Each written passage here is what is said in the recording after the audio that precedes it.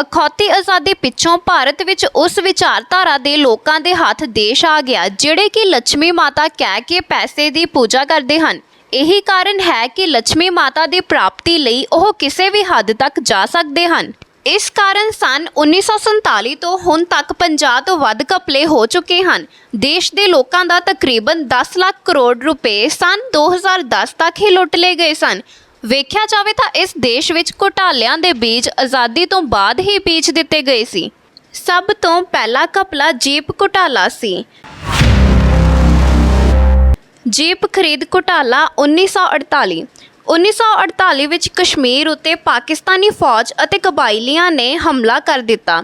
ਜੇਕਰ ਜਨਰਲ ਕੁਲਵੰਤ ਸਿੰਘ ਦੀ ਅਗਵਾਈ ਵਿੱਚ ਸਿੱਖ ਫੌਜ ਠੱਲ ਨਾ ਪਾਉਂਦੀ ਤਾਂ ਪਾਕਿਸਤਾਨ ਪਤਾ ਨਹੀਂ ਕਿੰਨਾ ਕੁ ਇਲਾਕਾ ਮੱਲ ਲੈਂਦਾ।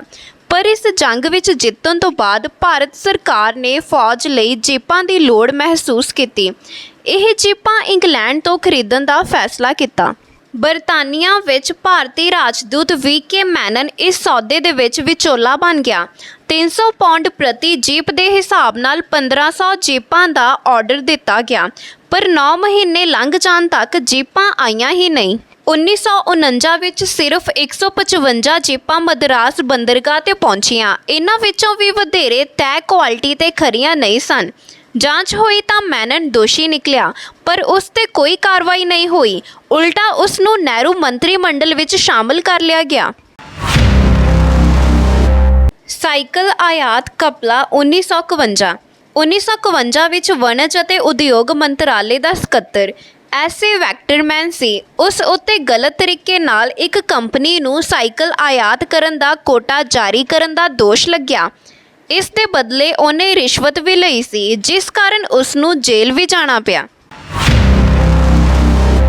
BHU ਫੰਡ ਘਪਲਾ 1956 ਇਹ ਦੇਸ਼ ਦੇ ਸਿੱਖਿਆ ਖੇਤਰ ਨਾਲ ਜੁੜਿਆ ਹੋਇਆ ਪਹਿਲਾ ਘਪਲਾ ਸੀ। ਇਸ ਵਿੱਚ BHU ਦੇ ਕੁਝ ਅਧਿਕਾਰੀਆਂ ਨੇ ਫੰਡਸ ਵਿੱਚ ਹੇਰਾਫੇਰੀ ਕੀਤੀ। ਇਹ ਘੁਟਾਲਾ 50 ਲੱਖ ਰੁਪਏ ਦਾ ਸੀ। ਹਰੀਦਾਸ ਮੁੰਦਰਾ ਸਕੈਂਡਲ 1958 ਹਰੀਦਾਸ ਮੁੰਦਰਾ ਕਲਕੱਤੇ ਦਾ ਸਨਅਤਕਾਰ ਸੀ। ਇਹ ਦੇਸ਼ ਦਾ ਪਹਿਲਾ ਵਿੱਤੀ ਸਕੈਂਡਲ ਸੀ। ਇਸ ਘਪਲੇ ਦਾ ਖੁਲਾਸਾ ਫਿਰੋਜ਼ ਗਾਂਧੀ ਨੇ ਪਾਰਲੀਮੈਂਟ ਵਿੱਚ ਕੀਤਾ ਸੀ। ਹਰੀਦਾਸ ਮੁੰਦਰਾ ਵੱਲੋਂ ਕਾਇਮ ਕੀਤੀਆਂ 6 ਕੰਪਨੀਆਂ ਵਿੱਚ life insurance corporation of India ਦੇ 1.25 ਕਰੋੜ ਰੁਪਏ ਦੇ ਘਪਲੇ ਦਾ ਮਾਮਲਾ ਸਾਹਮਣੇ ਆਇਆ। ਇਸ ਵਿੱਚ ਉਦੋਂ ਦਾ ਵਿੱਤ ਮੰਤਰੀ TT ਕ੍ਰਿਸ਼ਨਾਮਚਾਰੀ, ਵਿੱਤ ਸਕੱਤਰ HM ਪਟੇਲ ਅਤੇ LIC ਚੇਅਰਮੈਨ ਵੀ ਦੋਸ਼ੀ ਨਿਕਲਿਆ। ਦਬਾਅ ਪੈਣ ਤੋਂ ਬਾਅਦ ਵਿੱਤ ਮੰਤਰੀ ਨੂੰ ਅਹੁਦੇ ਤੋਂ ਹਟਾਇਆ ਗਿਆ। ਮੁੰਦਰਾ ਨੂੰ 22 ਸਾਲ ਦੀ ਸਜ਼ਾ ਹੋਈ। ਤੇਜਾ ਲੋਨ ਸਕੈਮ 1960 ਇੱਕ ਬਿਜ਼ਨਸਮੈਨ ਜਯੰਤ ਧਰਮਾ ਤੇਜਾ ਨੇ ਜਯੰਤੀ ਸ਼ਿਪਿੰਗ ਕੰਪਨੀ ਸ਼ੁਰੂ ਕਰਨ ਦੇ ਲਈ 1960 ਵਿੱਚ 22 ਕਰੋੜ ਰੁਪਏ ਦਾ ਲੋਨ ਲਿਆ ਸੀ, ਪਰ ਬਾਅਦ ਵਿੱਚ ਇਸ ਪੈਸੇ ਨੂੰ ਦੇਸ਼ ਤੋਂ ਬਾਹਰ ਭੇਜ ਦਿੱਤਾ। ਫਿਰ ਉਹਨੂੰ ਯੂਰਪ ਵਿੱਚੋਂ ਗ੍ਰਿਫਤਾਰ ਕੀਤਾ ਗਿਆ ਅਤੇ 6 ਸਾਲ ਦੀ ਕੈਦ ਹੋਈ। ਪ੍ਰਤਾਪ ਸਿੰਘ ਕੈਰੋਂ ਸਕੈਮ 1963 ਉਦੋਂ ਪੰਜਾਬ ਦਾ ਮੁੱਖ ਮੰਤਰੀ ਪ੍ਰਤਾਪ ਸਿੰਘ ਕੈਰੋਂ ਦੇਸ਼ ਦਾ ਪਹਿਲਾ ਅਜਿਹਾ ਮੁੱਖ ਮੰਤਰੀ ਸੀ ਜਿਸ ਦੇ ਵਿਰੁੱਧ ਇੱਧਰੋਂ ਉੱਧਰੋਂ ਪੈਸਾ ਇਕੱਠਾ ਕਰਨ ਦਾ ਦੋਸ਼ ਲੱਗਿਆ। ਇਸ ਤੋਂ ਇਲਾਵਾ ਮੁੱਖ ਮੰਤਰੀ ਦੇ ਰੁਤਬੇ ਨੂੰ ਵਰਤ ਕੇ ਆਪਣੇ ਪਰਿਵਾਰ ਦੇ ਮੈਂਬਰਾਂ ਨੂੰ ਫਾਇਦਾ ਪਹੁੰਚਾਉਣ ਦਾ ਦੋਸ਼ ਸੀ। ਪਟਨਾਇਕ ਕਲਿੰਗਸ ਟਿਊਬ ਮਾਮਲਾ 1965 ਉੜੀਸਾ ਦੇ ਮੁੱਖ ਮੰਤਰੀ ਬਿਜੂ ਪਟਨਾਇਕ ਵੱਲੋਂ ਆਪਣੀ ਨਿੱਜੀ ਕੰਪਨੀ ਕਲਿੰਗ ਟਿਊਬਸ ਨੂੰ ਇੱਕ ਸਰਕਾਰੀ ਠੇਕਾ ਦਿਵਾਉਣ ਵਿੱਚ ਮਦਦ ਕਰਨ ਦਾ ਦੋਸ਼ ਲੱਗਿਆ। ਇਸ ਮਾਮਲੇ ਵਿੱਚ ਬਿਜੂ ਪਟਨਾਇਕ ਨੂੰ ਅਸਤੀਫਾ ਦੇਣਾ ਪਿਆ। ਮਾਰੂਤੀ ਘੁਟਾਲਾ 1974 ਮਾਰੂਤੀ ਘੁਟਾਲਾ ਸਨ 1974 ਵਿੱਚ ਹੋਇਆ ਸੀ। ਇਸ ਘੁਟਾਲੇ ਵਿੱਚ ਪ੍ਰਧਾਨ ਮੰਤਰੀ ਇੰਦਰਾ ਗਾਂਧੀ ਦਾ ਨਾਮ ਆਇਆ ਸੀ। ਉਸ ਨੇ ਮਾਮਲ ਇਲਾਕੇ ਵਿੱਚ ਪੈਸੰਜਰ ਕਾਰ ਬਣਾਉਣ ਦਾ ਲਾਇਸੈਂਸ ਬਣਾਉਣ ਲਈ ਆਪਣੇ ਪੁੱਤਰ ਸੰਜੇ ਗਾਂਧੀ ਦੀ ਮਦਦ ਕੀਤੀ ਸੀ। ਕੂਓ ਆਇਲ ਡੀਲ 1976 ਸਾਲ 1976 ਵਿੱਚ ਕੂਓ ਆਇਲ ਡੀਲ ਘੁਟਾਲੇ ਵਿੱਚ ਇੰਡੀਅਨ ਆਇਲ ਕਾਰਪੋਰੇਸ਼ਨ ਵੱਲੋਂ 2.25 ਕਰੋੜ ਰੁਪਏ ਵਿੱਚ ਹਾਂਗਕਾਂਗ ਦੀ ਇੱਕ ਫਰਜ਼ੀ ਕੰਪਨੀ ਨਾਲ ਡੀਲ ਕੀਤੀ ਗਈ। ਇਸ ਵਿੱਚ ਵੱਡੇ ਪੱਧਰ ਤੇ ਰਿਸ਼ਵਤ ਦਿੱਤੀ ਗਈ। ਅੰਤੁਲੇ ਟਰਸਟ 1981 ਅੰਤੁਲੇ ਟਰੱਸਟ ਪ੍ਰਕਰਨ ਦੀ ਗੂੰਜ 1981 ਵਿੱਚ ਪਈ। ਇਹ ਮਹਾਰਾਸ਼ਟਰ ਵਿੱਚ ਹੋਏ ਸੀਮੈਂਟ ਘੁਟਾਲੇ ਨਾਲ ਸੰਬੰਧਿਤ ਸੀ। ਮਹਾਰਾਸ਼ਟਰ ਦੇ ਮੁੱਖ ਮੰਤਰੀ AR ਅੰਤੁਲੇ ਦਾ ਨਾਂ ਇਸ ਘੁਟਾਲੇ ਵਿੱਚ ਸਾਹਮਣੇ ਆਇਆ। ਉਸ ਤੇ ਦੋਸ਼ ਇਹ ਸੀ ਕਿ ਉਸ ਨੇ ਇੰਦਰਾ ਗਾਂਧੀ ਪ੍ਰਤਿਭਾ ਪ੍ਰਤਿਸ਼ਠਾਨ, ਸੰਜੇ ਗਾਂਧੀ ਨਿਰਾਧਾਰ ਯੋਜਨਾ, ਸਵਾਵਲੰਬਨ ਯੋਜਨਾ ਆਦਿ ਲਈ ਪੈਸਾ ਇਕੱਠਾ ਕੀਤਾ ਸੀ। ਜੋ ਲੋਕ ਖਾਸ ਕਰਕੇ ਵੱਡੇ ਵਪਾਰੀ ਜਾਂ ਮਿਲ ਮਾਲਕ ਟਰੱਸਟ ਨੂੰ ਪੈਸਾ ਦਿੰਦੇ ਸਨ, ਉਹਨਾਂ ਨੂੰ ਸੀਮੈਂਟ ਦਾ ਕੋਟਾ ਦਿੱਤਾ ਜਾਂਦਾ ਸੀ। ਇਸ ਮਾਮਲੇ ਵਿੱਚ ਮੁੱਖ ਮੰਤਰੀ ਨੂੰ ਅਹੁਦੇ ਤੋਂ ਹਟਣਾ ਪਿਆ। HDW ਦਲਾਲੀ ਮਾਮਲਾ 1987। ਜਰਮਨ ਦੀ ਪਣਡੁੱਬੀ ਬਣਾਉਣ ਵਾਲੀ ਕੰਪਨੀ HDW ਨੂੰ ਕਾਲੀ ਸੂਚੀ ਵਿੱਚ ਪਾ ਦਿੱਤਾ ਗਿਆ। ਮਾਮਲਾ ਸੀ ਕਿ ਉਸ ਨੇ 20 ਕਰੋੜ ਰੁਪਏ ਬਤੌਰ ਕਮਿਸ਼ਨ ਦਿੱਤੇ ਹਨ। ਅਖੀਰ ਸਾਲ 2005 ਵਿੱਚ ਇਸ ਕੇਸ ਨੂੰ ਬੰਦ ਕਰਨ ਦਾ ਫੈਸਲਾ ਕੀਤਾ ਗਿਆ। ਇਹ ਫੈਸਲਾ HDW ਦੇ ਪੱਖ ਵਿੱਚ ਰਿਹਾ। ਬੋਫੋਰਸ ਘੁਟਾਲਾ 1986 ਵਿੱਚ ਸਵੀਡਨ ਦੀ AB ਬੋਫੋਰਸ ਕੰਪਨੀ ਤੋਂ 155 ਤੋਪਾਂ ਖਰੀਦਣ ਦਾ ਸੌਦਾ ਤੈਅ ਕੀਤਾ ਗਿਆ। ਕਿਹਾ ਗਿਆ ਕਿ ਇਸ ਸੌਦੇ ਲਈ 64 ਕਰੋੜ ਰੁਪਏ ਦੀ ਦਲਾਲੀ ਦਿੱਤੀ ਗਈ ਸੀ। ਓਟਾਵੀਓ ਕਵਾਤਰੋਚੀ ਅਤੇ ਰਾਜੀਵ ਗਾਂਧੀ ਦਾ ਨਾਮ ਇਸ ਵਿੱਚ ਸਾਹਮਣੇ ਆਇਆ। ਸੇਂਟ ਕਿਟਸ ਮਾਮਲਾ 1999। ਇਸ ਮਾਮਲੇ ਵਿੱਚ ਕਾਂਗਰਸ ਦੇ ਘੁਟਾਲਿਆਂ ਨੂੰ ਸਾਹਮਣੇ ਲਿਆਉਣ ਵਾਲੇ ਜਨਤਾ ਦਲ ਦੇ ਮੁਖੀ ਅਤੇ ਪ੍ਰਧਾਨ ਮੰਤਰੀ VP ਸਿੰਘ ਦੇ ਅਕਸ ਨੂੰ ਖਰਾਬ ਕਰਨ ਦੀ ਕੋਸ਼ਿਸ਼ ਕੀਤੀ ਗਈ ਸੀ। ਨਰਸਿਮਹਾ ਰਾਓ ਜਦੋਂ ਵਿਦੇਸ਼ ਮੰਤਰੀ ਸੀ, ਉਸ ਸਮੇਂ ਦੌਰਾਨ VP ਸਿੰਘ ਉੱਤੇ ਨਾਜਾਇਜ਼ ਪੈਸਾ ਲੈਣ ਦਾ ਦੋਸ਼ ਲਾਇਆ ਗਿਆ।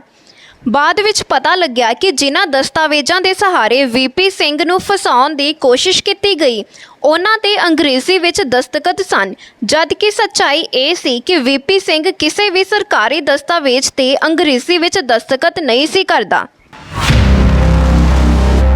Harshad Mehta scam 1992।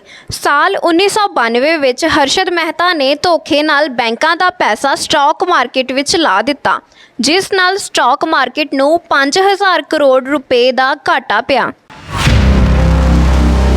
Indian bank ਘੁਟਾਲਾ 1992। ਸਾਲ 1992 ਵਿੱਚ ਹੀ ਇੰਡੀਅਨ ਬੈਂਕ ਤੋਂ ਛੋਟੇ ਕਾਰਪੋਰੇਟਰਾਂ ਅਤੇ ਐਕਸਪੋਰਟਰਾਂ ਨੇ ਤਕਰੀਬਨ 13000 ਕਰੋੜ ਰੁਪਏ ਉਧਾਰ ਲਏ। ਇਹ ਪੈਸੇ ਉਹਨਾਂ ਨੇ ਕਦੇ ਵੀ ਵਾਪਸ ਨਹੀਂ ਕੀਤੇ। ਉਸ ਸਮੇਂ ਬੈਂਕ ਦਾ ਚੇਅਰਮੈਨ M ਗੋਪਾਲਾ ਕ੍ਰਿਸ਼ਨਨ ਸੀ। ਚਾਰਾ ਘੁਟਾਲਾ 1996। ਸਾਲ 1996 ਵਿੱਚ ਬਿਹਾਰ ਵਿੱਚ ਹੋਇਆ ਇਹ ਉਸ ਸਮੇਂ ਦਾ ਸਭ ਤੋਂ ਵੱਡਾ ਘੁਟਾਲਾ ਸੀ, ਜੋ 1-2 ਕਰੋੜ ਰੁਪਏ ਤੋਂ ਸ਼ੁਰੂ ਹੋ ਕੇ 360 ਕਰੋੜ ਰੁਪਏ ਤੱਕ ਜਾ ਪਹੁੰਚਿਆ। ਜਾਣਕਾਰਾਂ ਅਨੁਸਾਰ ਅਜੇ ਵੀ ਪੱਕੇ ਤੌਰ ਤੇ ਨਹੀਂ ਕਿਹਾ ਜਾ ਸਕਦਾ ਕਿ ਘੁਟਾਲੇ ਦੀ ਰਕਮ ਕਿੰਨੀ ਸੀ। ਇਸ ਦਾ ਸੂਤਰਧਾਰ ਬਿਹਾਰ ਦੇ ਉਦੋਂ ਦੇ ਮੁੱਖ ਮੰਤਰੀ ਲਾਲੂ ਪ੍ਰਸਾਦ ਯਾਦਵ ਨੂੰ ਦੱਸਿਆ ਗਿਆ, ਜਿਸ ਵਿੱਚ ਹੁਣ ਉਸ ਨੂੰ ਸਜ਼ਾ ਵੀ ਹੋਈ ਹੈ। ਲੱਖੂ ਭਾਈ ਪਾਠਕ ਸਕੈਮ। ਅਚਾਰ ਵਪਾਰੀ ਲੱਖੂ ਭਾਈ ਪਾਠਕ ਨੇ ਨਰਸਿਮਹਾ ਰਾਓ ਅਤੇ ਚੰਦਰਾ ਸਵਾਮੀ ਉੱਤੇ 10 ਲੱਖ ਰੁਪਏ ਰਿਸ਼ਵਤ ਲੈਣ ਦਾ ਦੋਸ਼ ਲਾਇਆ। ਲੱਖੂ ਭਾਈ ਪਾਠਕ ਇੰਗਲੈਂਡ ਵਿੱਚ ਰਹਿਣ ਵਾਲਾ ਭਾਰਤੀ ਵਪਾਰੀ ਸੀ। ਉਹਨੇ ਇਹ ਦੋਸ਼ ਵੀ ਲਾਇਆ ਕਿ 1 ਲੱਖ ਪੌਂਡ ਉਸ ਨੂੰ ਬੇਵਕੂਫ ਬਣਾ ਕੇ ਇਹਨਾਂ ਦੋਹਾਂ ਨੇ ਠੱਗ ਲਏ ਹਨ। Telecom scam. ਸੁਖਰਾਮ, ਜੋ ਕਿ ਦੂਰ ਸੰਚਾਰ ਮੰਤਰੀ ਸੀ, ਉਸ ਤੇ ਦੋਸ਼ ਲੱਗਿਆ ਕਿ ਉਸ ਨੇ ਹੈਦਰਾਬਾਦ ਦੀ ਇੱਕ ਨਿੱਜੀ ਕੰਪਨੀ ਨੂੰ ਟੈਂਡਰ ਦਿਵਾਉਣ ਵਿੱਚ ਮਦਦ ਕੀਤੀ, ਜਿਸ ਵਜ੍ਹਾ ਨਾਲ ਸਰਕਾਰ ਨੂੰ 1.60 ਕਰੋੜ ਰੁਪਏ ਦਾ ਘਾਟਾ ਪਿਆ। 2002 ਵਿੱਚ ਉਸ ਨੂੰ ਇਸ ਮਾਮਲੇ ਵਿੱਚ ਜੇਲ੍ਹ ਵੀ ਜਾਣਾ ਪਿਆ। ਯੂਰੀਆ ਘੁਟਾਲਾ। ਨੈਸ਼ਨਲ ਫਰਟੀਲਾਈਜ਼ਰ ਦੇ MDC S ਰਾਮਕ੍ਰਿਸ਼ਨਨ ਨੇ ਕਈ ਹੋਰ ਵਪਾਰੀਆਂ ਜੋ ਨਰਸਿਮਹਾ ਰਾਓ ਦੇ ਨਜ਼ਦੀਕੀ ਸਨ, ਉਹਨਾਂ ਦੇ ਨਾਲ ਮਿਲ ਕੇ 2 ਲੱਖ ਟਨ ਯੂਰੀਆ ਆਯਾਤ ਕਰਨ ਦੇ ਮਾਮਲੇ ਵਿੱਚ ਸਰਕਾਰ ਨੂੰ 133 ਕਰੋੜ ਰੁਪਏ ਦਾ ਚੂਨਾ ਲਾ ਦਿੱਤਾ। ਇਹ ਯੂਰੀਆ ਕਦੀ ਭਾਰਤ ਪਹੁੰਚਿਆ ਹੀ ਨਹੀਂ। ਇਸ ਮਾਮਲੇ ਦੇ ਵਿੱਚ ਹੁਣ ਤੱਕ ਕੁਝ ਵੀ ਨਹੀਂ ਹੋਇਆ। ਹਵਾਲਾ ਸਕੈਂਡਲ। ਦੇਸ਼ ਤੋਂ ਬਾਹਰ ਪੈਸਾ ਭੇਜਣ ਦੀ ਇਸ ਕਲਾ ਨਾਲ ਆਮ ਦੇਸ਼ ਵਾਸੀਆਂ ਦੀ ਜਾਣ ਪਛਾਣ ਇਸੇ ਘੁਟਾਲੇ ਕਾਰਨ ਹੋਈ। 1991 ਵਿੱਚ CBI ਨੇ ਕਈ ਹਵਾਲਾ ਆਪਰੇਟਰਾਂ ਦੇ ਟਿਕਾਣਿਆਂ ਤੇ ਛਾਪੇ ਮਾਰੇ। ਇਸ ਦੌਰਾਨ SK ਜੈਨ ਦੀ ਡਾਇਰੀ ਬਰਾਮਦ ਹੋਈ। ਇਸ ਤਰ੍ਹਾਂ ਇਹ ਘਪਲਾ 1996 ਵਿੱਚ ਸਾਹਮਣੇ ਆਇਆ। ਇਸ ਘੁਟਾਲੇ ਵਿੱਚ $18 ਮਿਲੀਅਨ ਰਿਸ਼ਵਤ ਦੇ ਰੂਪ ਵਿੱਚ ਦਿੱਤੇ ਜਾਣ ਦਾ ਪਤਾ ਲੱਗਿਆ, ਜੋ ਵੱਡੇ ਲੀਡਰਾਂ ਨੂੰ ਦਿੱਤੀ ਗਈ ਸੀ। ਝਾਰਖੰਡ ਮੁਕਤੀ ਮੋਰਚਾ ਮਾਮਲਾ। ਨਰਸਿਮਹਾ ਰਾਓ ਦੇ ਸਮੇਂ ਝਾਰਖੰਡ ਮੁਕਤੀ ਮੋਰਚਾ ਦੇ ਲੀਡਰ ਸ਼ੁਲਿੰਦਰ ਮਹਿਤੋ ਨੇ ਖੁਲਾਸਾ ਕੀਤਾ ਕਿ ਉਸ ਨੂੰ ਅਤੇ ਉਸ ਦੇ 3 MP ਸਾਥੀਆਂ ਨੂੰ 30-30 ਲੱਖ ਰੁਪਏ ਦਿੱਤੇ ਗਏ ਤਾਂ ਕਿ ਨਰਸਿਮਹਾ ਰਾਓ ਦੀ ਸਰਕਾਰ ਨੂੰ ਹਮਾਇਤ ਦੇ ਕੇ ਬਚਾਇਆ ਜਾ ਸਕੇ। ਇਹ ਘਟਨਾ 1993 ਦੀ ਹੈ। ਇਸ ਮਾਮਲੇ ਵਿੱਚ ਸ਼ਿਬੂ ਸੋਰੇਨ ਨੂੰ ਜੇਲ੍ਹ ਵੀ ਜਾਣਾ ਪਿਆ। ਖੰਡ ਘੁਟਾਲਾ। ਸਾਲ 1994 ਵਿੱਚ ਖਾਦ ਪੂਰਤੀ ਮੰਤਰੀ ਕਲਪਨਾਥ ਰਾਏ ਨੇ ਬਾਜ਼ਾਰੀ ਮੁੱਲ ਤੋਂ ਵੀ ਮਹਿੰਗੀ ਦਰ ਤੇ ਖੰਡ ਆਯਾਤ ਦਾ ਫੈਸਲਾ ਲਿਆ, ਭਾਵ ਖੰਡ ਘੁਟਾਲਾ। ਇਸ ਕਾਰਨ ਸਰਕਾਰ ਨੂੰ 650 ਕਰੋੜ ਰੁਪਏ ਦਾ ਚੂਨਾ ਲੱਗਿਆ। ਅਖੀਰ ਉਸ ਨੂੰ ਅਸਤੀਫਾ ਦੇਣਾ ਪਿਆ ਅਤੇ ਇਸ ਮਾਮਲੇ ਵਿੱਚ ਜੇਲ੍ਹ ਵੀ ਜਾਣਾ ਪਿਆ। ਜੁੱਤੀ ਘੁਟਾਲਾ। ਸੋਹਨ ਦਇਆ ਨਾਂ ਦੇ ਇੱਕ ਵਪਾਰੀ ਨੇ ਮੈਟਰੋ ਸ਼ੂਜ਼ ਦੇ ਰਫੀਕ ਤੇਜਾਨੀ ਅਤੇ ਮਿਲਾਨੋ ਸ਼ੂਜ਼ ਦੇ ਕਿਸ਼ੋਰ ਸਿਗਨਾਪੁਰਕਰ ਦੇ ਨਾਲ ਮਿਲ ਕੇ ਕਾਫੀ ਸਾਰੀਆਂ ਫਰਜ਼ੀ ਚਮੜਾ ਕਾਰਪੋਰੇਟ ਸੁਸਾਇਟੀਆਂ ਬਣਾਈਆਂ ਅਤੇ ਸਰਕਾਰੀ ਪੈਸਾ ਲੁੱਟਿਆ। 1995 ਵਿੱਚ ਇਸ ਦਾ ਖੁਲਾਸਾ ਹੋਇਆ ਅਤੇ ਬਹੁਤ ਸਾਰੇ ਸਰਕਾਰੀ ਅਫਸਰ, ਮਹਾਰਾਸ਼ਟਰ ਸਟੇਟ ਫਾਈਨੈਂਸ ਕਾਰਪੋਰੇਸ਼ਨ ਦੇ ਅਫਸਰ, city bank, bank of Oman, ਦੇਨਾ ਬੈਂਕ ਆਦਿ ਇਸ ਮਾਮਲੇ ਵਿੱਚ ਸ਼ਾਮਿਲ ਨਿਕਲੇ। ਤਹਿਲਕਾ ਕਾਂਡ। ਇੱਕ ਮੀਡੀਆ ਹਾਊਸ ਤਹਿਲਕਾ ਦੇ ਸਟਿੰਗ ਆਪਰੇਸ਼ਨ ਨੇ ਇਹ ਖੁਲਾਸਾ ਕੀਤਾ ਕਿ ਕਿਵੇਂ ਕੁਝ ਸੀਨੀਅਰ ਲੀਡਰ ਰੱਖਿਆ ਸਮਝੌਤੇ ਵਿੱਚ ਗੜਬੜ ਕਰਦੇ ਹਨ।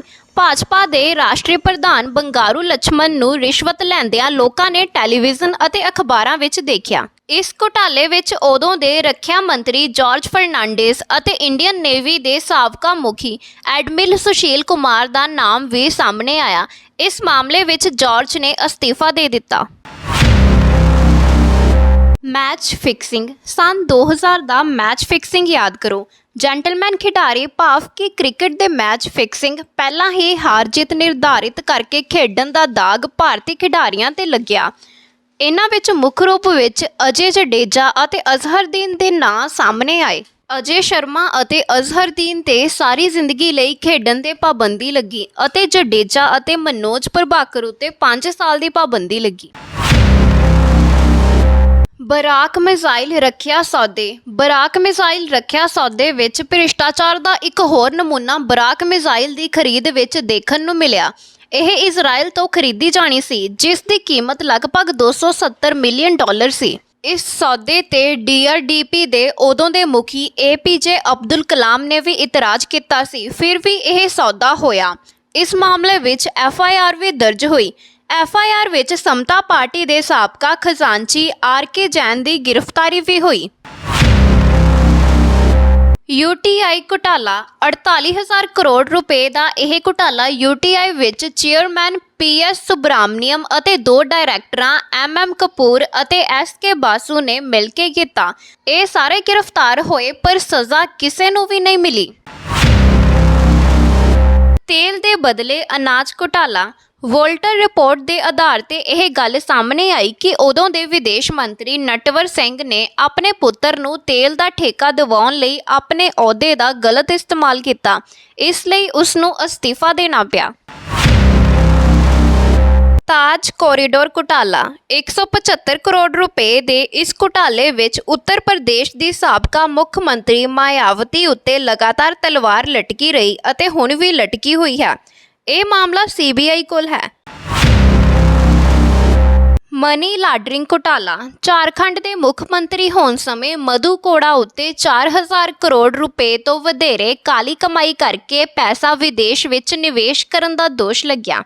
ਕੇਸ ਵੀ ਦਰਜ ਹੋਇਆ, ਉਹ ਜੇਲ੍ਹ ਵੀ ਗਿਆ, ਪਰ CBI ਦੋਸ਼ ਸਾਬਤ ਨਾ ਕਰ ਸਕੀ। ਆਦਰਸ਼ ਘੁਟਾਲਾ। ਆਦਰਸ਼ ਕਾਰਪੋਰੇਟ ਸੁਸਾਇਟੀ ਲਿਮਟਿਡ ਨੇ ਗੈਰ ਕਾਨੂੰਨੀ ਤਰੀਕੇ ਨਾਲ ਕੁਲਾਬਾ ਦੇ ਰਿਹਾਇਸ਼ੀ ਖੇਤਰ, ਨੇਵੀ ਨਗਰ ਅਤੇ ਰੱਖਿਆ ਜ਼ੋਨ ਦੇ ਆਲੇ ਦੁਆਲੇ ਇਮਾਰਤਾਂ ਦਾ ਨਿਰਮਾਣ ਕੀਤਾ। ਇਹ ਸਕੀਮ ਕਾਰਗਿਲ ਯੁੱਧ ਵਿੱਚ ਮਾਰੇ ਗਏ ਫੌਜੀਆਂ ਦੇ ਪਰਿਵਾਰਾਂ ਲਈ ਬਣਾਈ ਗਈ ਸੀ, ਪਰ ਇਹਦੇ ਫਲੈਟ 80% ਸਿਵਲ ਨਾਗਰਿਕਾਂ ਨੂੰ ਵੰਡ ਦਿੱਤੇ ਗਏ। ਇਸ ਕਾਰਨਾਮੇ ਵਿੱਚ ਫੌਜ ਦੇ ਕਈ ਉੱਚ ਅਫਸਰ ਸ਼ਾਮਲ ਸਨ। ਮਹਾਰਾਸ਼ਟਰ ਦੇ ਮੁੱਖ ਮੰਤਰੀ ਅਸ਼ੋਕ ਚਵਾਨ ਤੋਂ ਅਸਤੀਫਾ ਲੈ ਲਿਆ ਗਿਆ। ਤਬੂਤ ਘੁਟਾਲਾ।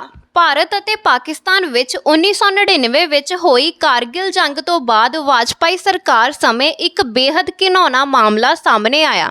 ਦੇਸ਼ਵਾਸੀ ਹੱਕੇ-ਬੱਕੇ ਰਹਿ ਗਏ। ਮਾਮਲਾ ਇਹ ਸੀ ਕਿ ਜੰਗ ਵਿੱਚ ਮਾਰੇ ਗਏ ਫੌਜੀਆਂ ਦੀਆਂ ਲਾਸ਼ਾਂ ਨੂੰ ਸਤਿਕਾਰ ਭਰੇ ਤਰੀਕੇ ਨਾਲ ਉਹਨਾਂ ਦੇ ਘਰਾਂ ਵਿੱਚ ਪਹੁੰਚਾਉਣ ਲਈ ਜਿਨ੍ਹਾਂ ਤਬੂਤਾਂ ਦੀ ਖਰੀਦ ਕੀਤੀ ਗਈ, ਉਸ ਵਿੱਚ ਵੱਡਾ ਘੁਟਾਲਾ ਹੋਇਆ। ਇਸ ਮਾਮਲੇ ਵਿੱਚ ਸੀਬੀਆਈ ਨੇ ਕੁਝ ਸੀਨੀਅਰ ਫੌਜੀ ਅਫਸਰਾਂ ਅਤੇ ਅਮਰੀਕਾ ਦੇ ਇੱਕ ਠੇਕੇਦਾਰ ਵਿਰੁੱਧ ਮਾਮਲਾ ਦਰਜ ਕੀਤਾ। ਦੋਸ਼ੀ ਅਫਸਰਾਂ ਨੇ ਸਾਲ 1999 ਤੋਂ 2000 ਦੇ ਦੌਰਾਨ ਅਜਿਹੇ 500 ਐਲੂਮੀਨੀਅਮ ਤਬੂਤ ਅਤੇ 3000 ਲਾਸ਼ਾਂ ਰੱਖਣ ਵਾਲੇ ਥੈਲੇ ਖਰੀਦਣ ਲਈ ਅਮਰੀਕਾ ਦੀ ਇੱਕ ਕੰਪਨੀ ਨਾਲ ਸੌਦਾ ਕੀਤਾ ਸੀ। ਕੇਤਨ ਪਾਰਕ ਸਟਾਕ ਮਾਰਕੀਟ ਘੁਟਾਲਾ। ਸਟਾਕ ਮਾਰਕੀਟ ਦੇ ਨਾਂ ਤੇ ਆਪਣੇ ਸ਼ੇਅਰ ਹੋਲਡਰਾਂ ਨੂੰ ਕਰਾਰਾ ਝਟਕਾ ਦਿੰਦੇ ਹੋਏ ਕੇਤਨ ਪਾਰਕ ਨੇ 1000 ਕਰੋੜ ਰੁਪਏ ਦਾ ਘੁਟਾਲਾ ਕੀਤਾ। IPL ਘੁਟਾਲਾ। ਵਿੱਤੀ ਅਨਿਯਮਤਾਵਾਂ ਕਾਰਨ IPL 3 ਤੋਂ ਬਾਅਦ ਇਹਦੇ ਮੁਖੀ ਲਲਿਤ ਮੋਦੀ ਨੂੰ ਅਹੁਦੇ ਤੋਂ ਲਾ ਦਿੱਤਾ ਗਿਆ। ਮਾਮਲੇ ਦੀ ਜਾਂਚ ਅਜੇ ਵੀ ਚੱਲ ਰਹੀ ਹੈ। ਮੋਦੀ ਵਿਰੁੱਧ ਬਲੂ ਕਾਰਨਰ ਨੋਟਿਸ ਵੀ ਜਾਰੀ ਕੀਤਾ ਗਿਆ। ਕਿੰਗਸ 11 ਪੰਜਾਬ ਅਤੇ ਰਾਜਸਥਾਨ ਰਾਇਲਸ ਦੀ ਮਾਲਕੀ ਦੇ ਹੱਕ ਤੇ ਸਵਾਲ ਵੀ ਉੱਠਿਆ। ਮੰਨਿਆ ਜਾਂਦਾ ਹੈ ਕਿ ਇਸ ਪ੍ਰਤੀਯੋਗਿਤਾ ਵਿੱਚ ਵੱਡੀ ਮਾਤਰਾ ਵਿੱਚ ਪੈਸਾ ਲੱਗਿਆ ਹੈ। ਕੋਚੀ ਦੀ ਟੀਮ ਨਾਲ ਜੁੜੇ ਕੇਂਦਰੀ ਮੰਤਰੀ ਸ਼ਸ਼ੀ ਥਰੂਰ ਨੂੰ ਆਪਣੇ ਅਹੁਦੇ ਤੋਂ ਹਟਣਾ ਪਿਆ ਅਤੇ ਉਸ ਦੀ ਮਿੱਤਰ ਸੁਨੰਦਾ ਨੇ ਇਸ ਤੋਂ ਖੁਦ ਨੂੰ ਵੱਖ ਕਰ ਲਿਆ। ਇਸ ਫੈਡਰੇਸ਼ਨ ਦੀ ਅਗਵਾਈ ਕਰਨ ਵਾਲੀ company Rendezvous sports world private limited ਨੂੰ ਇਸ ਸੌਦੇ ਵਿੱਚ 25% ਫ੍ਰੀ ਐਕਟੀਵਿਟੀ ਮਿਲੀ ਸੀ। ਕਿਹਾ ਗਿਆ ਹੈ ਕਿ ਇਸ ਫ੍ਰੀ ਐਕਟੀਵਿਟੀ ਵਿੱਚੋਂ 17% ਕਸ਼ਮੀਰੀ ਬਿਊਟੀਸ਼ੀਅਨ ਸੁਨੰਦਾ ਪੁਸ਼ਕਰ ਨੂੰ ਮਿਲੀ। IPL ਵਿੱਚ 1200 ਤੋਂ 1500 ਕਰੋੜ ਰੁਪਏ ਦਾ ਘੁਟਾਲਾ ਕੀਤੇ ਜਾਣ ਦੀ ਗੱਲ ਕੀਤੀ ਜਾ ਰਹੀ ਹੈ। ਸਤਿਅਮ ਘੁਟਾਲਾ। ਸਤਿਅਮ ਘੁਟਾਲਾ ਕਾਰਪੋਰੇਟ ਦੁਨੀਆ ਦਾ ਹੁਣ ਤੱਕ ਦਾ ਸਭ ਤੋਂ ਵੱਡਾ ਘੁਟਾਲਾ ਸੀ। ਉਸ ਸਮੇਂ ਭਾਰਤ ਦੀ ਸਭ ਤੋਂ ਵੱਡੀ IT company Satyam computer service ਨੇ ਰੀਅਲ ਸਟੇਟਸ ਅਤੇ ਸ਼ੇਅਰ ਮਾਰਕੀਟ ਦੇ ਰਾਹੀਂ ਦੇਸ਼ ਨੂੰ 14000 ਕਰੋੜ ਰੁਪਏ ਦਾ ਚੂਨਾ ਲਾਇਆ। ਕੰਪਨੀ ਦੇ ਚੇਅਰਮੈਨ ਰਾਮਾਲਿੰਗਾ ਰਾਜੂ ਨੇ ਲੋਕਾਂ ਨੂੰ ਬਹੁਤ ਸਮੇਂ ਤੱਕ ਹਨੇਰੇ ਵਿੱਚ ਰੱਖਿਆ ਅਤੇ ਸ਼ੇਅਰਾਂ ਦੇ ਸਾਰੇ ਪੈਸੇ ਆਪਣੇ ਨਾਂ ਕਰ ਲਏ। ਸਟਾਂਪ ਘੁਟਾਲੇ। ਭਾਰਤ ਵਿੱਚ ਹੋਏ ਸਾਰੇ ਘੁਟਾਲਿਆਂ ਵਿੱਚ ਕੁਝ ਨਾ ਕੁਝ ਨਵਾਂ ਜ਼ਰੂਰ ਸੀ, ਭਾਵੇਂ ਉਹ ਘੁਟਾਲੇ ਦੀ ਰਾਸ਼ੀ ਹੋਵੇ ਜਾਂ ਘੁਟਾਲਾ ਕਰਨ ਦਾ ਤਰੀਕਾ। ਇਸੇ ਤਰ੍ਹਾਂ ਇੱਕ ਨਵੇਂ ਅਤੇ ਅਚੰਭੇ ਵਾਲੇ ਘੁਟਾਲੇ ਦੇ ਰੂਪ ਵਿੱਚ ਸਾਹਮਣੇ ਆਇਆ ਸਟਾਂਪ ਘੁਟਾਲਾ। ਸਟਾਂਪ ਦੀ ਹੇਰਾਫੇਰੀ ਕਰਕੇ ਅਬਦੁਲ ਕਰੀਮ ਤੇਲਗੀ ਨੇ ਦੇਸ਼ ਦੇ ਲੋਕਾਂ ਨੂੰ 20000 ਕਰੋੜ ਰੁਪਏ ਦਾ ਚੂਨਾ ਲਾਇਆ। ਇਸ ਘੁਟਾਲੇ ਦੀ ਖਾਸ ਗੱਲ ਇਹ ਸੀ ਕਿ ਤੇਲਗੀ ਨੂੰ ਸਰਕਾਰ ਵੱਲੋਂ ਪੂਰਾ ਸਹਿਯੋਗ ਮਿਲਦਾ ਰਿਹਾ, ਜਿਸ ਕਾਰਨ ਉਸ ਨੇ ਸਟਾਂਪ ਦੀ ਹੇਰਾਫੇਰੀ ਨੂੰ ਅੰਜਾਮ ਦਿੱਤਾ। ਹਸਨ ਅਲੀ ਟੈਕਸ ਚੋਰੀ ਮਾਮਲਾ। ਦੇਸ਼ ਦੇ ਸਭ ਤੋਂ ਵੱਡੇ ਕਥਿਤ ਟੈਕਸ ਚੋਰ ਹਸਨ ਅਲੀ ਤੇ 40000 ਕਰੋੜ ਰੁਪਏ ਤੋਂ ਵੱਧ ਟੈਕਸ ਚੋਰੀ ਕਰਨ ਦਾ ਦੋਸ਼ ਸੀ। ਹਸਨ ਅਲੀ ਤੇ ਦੋਸ਼ ਹੈ ਕਿ ਉਸ ਨੇ ਸਵਿਸ ਬੈਂਕਾਂ ਵਿੱਚ 8 ਅਰਬ ਡਾਲਰ ਰੱਖੇ ਹੋਏ ਹਨ। ਉਸ ਤੇ ਇਹ ਵੀ ਦੋਸ਼ ਹੈ ਕਿ ਉਸ ਨੇ ਆਪਣੀ ਆਮਦਨ ਲੁਕਾਈ ਅਤੇ 1999 ਤੋਂ ਬਾਅਦ ਇਨਕਮ ਟੈਕਸ ਰਿਟਰਨ ਨਹੀਂ ਭਰੀ।